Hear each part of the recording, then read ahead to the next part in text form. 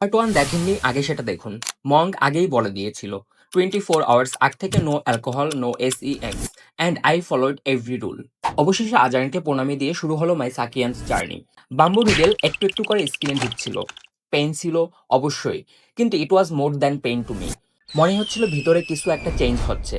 সেই রাতে এবং পরের দিন জ্বর ছিল, পেইন ছিল, কিন্তু কোনো অনুশোচনা হয় নাই। Not even for a single second. Oh, by the way, আপনাদেরকে তো বলাই হয় নাই আমারটার নাম কি। আমারটা হলো Gao Yord, the king of all sak yants. In English it's 9 peaks.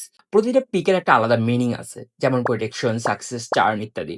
আমি আসলে কোনো রিলিজিয়ন ফলো করি না, কিন্তু আমি বিলিভ করি ট্রেডিশন রিলিজিয়নের চেয়ে অনেক বড়, কারণ এটা হিউম্যান এক্সপিরিয়েন্স।